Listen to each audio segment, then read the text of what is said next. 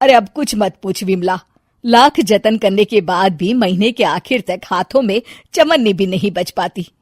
कभी अपने लिए कोई छोटी सी भी चीज लेनी हो तो 10 बार सोचना पड़ता है। तू सही कहती है, आमदनी तो बढ़ती नहीं, लेकिन दूसरी तरफ महंगाई दिन ब दिन बढ़ती ही जा रही है। राशन वाले का बिल, दूध वाले का उधार। अरे तुम औरतें बस इसी तरह जिंदगी भर रोती रहोगी। खुद के पैरों पे खड़े होने की सोचो, तब तुम्हें पैसों के लिए किसी का मुंह नहीं देखना पड़ेगा। अरे तू इतनी बड़ी बड़ी बातें कर रही है, तू ही बता दे हम क्या करें।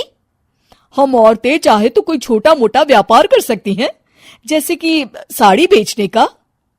सुधा की बातें सुन सब औरतें हंस पड़ती हैं। ना भाई ना, मेरे पति को ये सब पसंद नहीं है, वो तो मुझे मार डालेंगे। दूसरी औरतें भी विमला की बात से सहमति जताती है और साड़ी का व्यापार करने से मना कर देती हैं। अगले दिन सुधा अपनी सास से ये बात कहती है। बस अब यही काम रह गया था, सारा दिन यही सब सोचती रहती हो। अरे बढ़िया आई साड़ी बेचने वाली। तभी वहां सुधा का पति विवेक आता है। अपनी माँ की बात काटते हुए कहता है, अरे माँ, सुधा ठीक ही तो कह रही है। अगर ये साड़ियों का व्यापार करना चाहती है तो इसमें क्या गलत है। मुझे तो सुधा की बात पसंद आई। अरे मजाक है क्या व्यापार करना? अच्छे अच्छों की खटिया खड़ी हो जाती है। मैंने दुनिया देखी है। बेटा तुम लोग ज्यादा हवा में मत उड़ो, और फिर साड़ियाँ खरीदने के लिए पैसे कहाँ से लाएगा? तुम उसकी चिंता मत करो माँ, मैं देख लूंगा। अगले दिन विवेक अपने एक दोस्त से कुछ पैसे उधार लेकर साड़ी के कारखाने से बहुत सारी साड़ियाँ खरीद लाता है। ये लो सुधा, तुम्हारा ऑनलाइन अकाउंट बन गया है। अब लोग घर बैठे तुमसे साड़ियाँ खरीद सकते हैं। ये तो बहुत अच्छी बात है।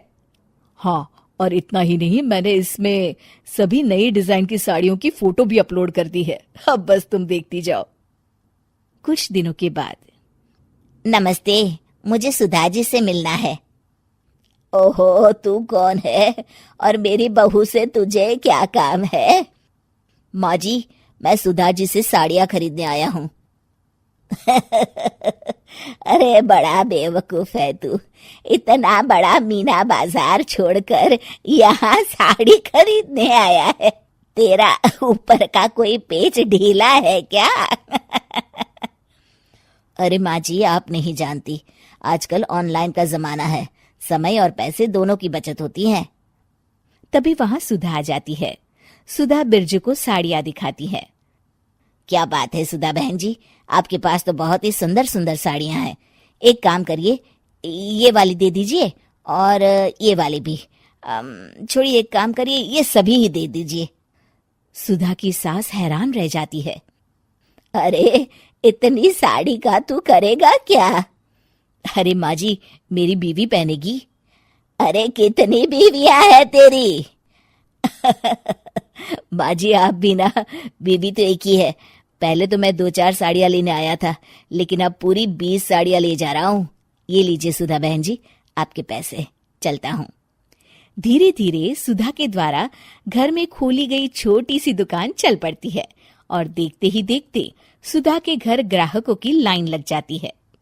पैसों की आमदनी देख सुधा की सास की आंखें फटी की फटी रह जाती है। जा बहू, अब तू थोड़ा आराम कर ले, इन लोगों को मैं साड़ियाँ दिखा देती हूँ। माँ जी आप? अरे हाँ हाँ, अब जा भी। इस तरह सुधा की सास भी उसके कारोबार में हाथ बटाने लगती है। देखो सुधा, तुम्हारा व्यापार तो चल पड़ा।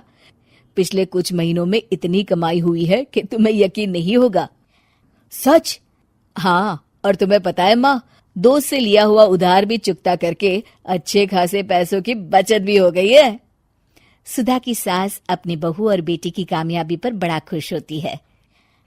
बहू की तरक्की देख के मैं बहुत खुश हूँ बेटा। तूने साबित कर दिया कि अगर पति का सपोर्ट मिले तो पत्नी कुछ भी कर सकती है।